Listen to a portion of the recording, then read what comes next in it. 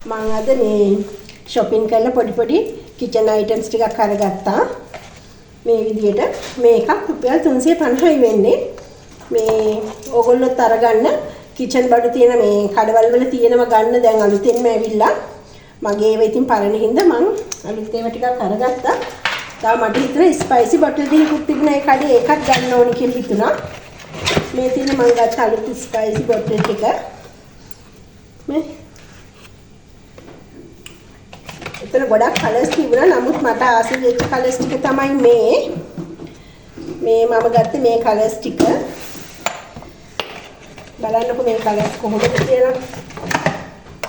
මෙන්න මේ කලර්ස් වලින් තමයි මම අරගත්තේ. ඔයගොල්ලන්ටත් කැමති කලර්ස් වලින් අරගන්න පුළුවන්. මේ තියෙන මම ගත්ත කලර්ස් ටික. අරලා තියෙන බොටල් එක මේ හොඳට මේ සීල් වෙනවා.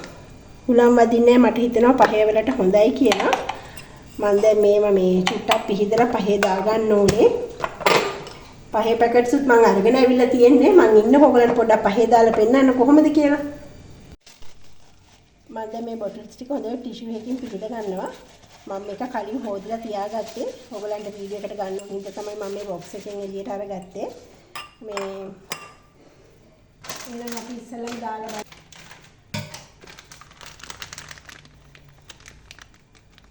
මේ මම ඉස්සෙල්ලාම මේකට බැඳි පහේ දාගත්තා.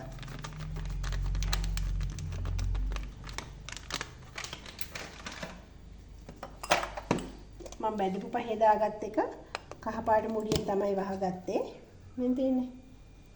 දැන් මම ඊගාව එකට දාගන්න මිරිස් දාගන්නවා. එකදල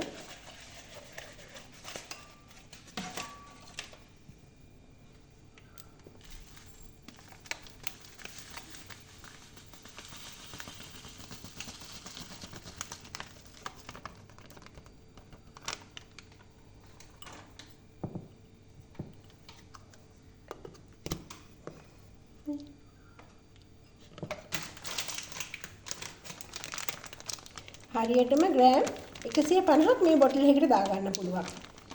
මම මෙතන ටිකක් මේ වැඩියෙන් අරන් තියෙන්නේ ග්‍රෑම් මේ කැලරිස් නම් මම ගත්තේ ග්‍රෑම් 100යි. ඒ හින්දා මේගොල්ලන්ට පේනවනේ ග්‍රෑම් 100 දැම්මට පස්සේ මේ තව ගොඩක් ඉඩ තියෙනවා. මේ මට හිතෙනවා ග්‍රෑම් 150ක් 200ක් විතර දාගන්න පුළුවන් කියලා.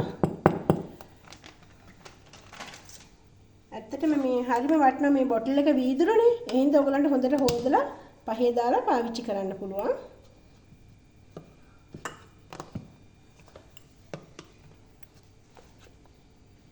එහෙනම් ඕගොල්ලොත් මේ වගේ මේ බොටල්ස් ටිකක් ගන්න try කරලා බලන්න කොහොමද කියලා.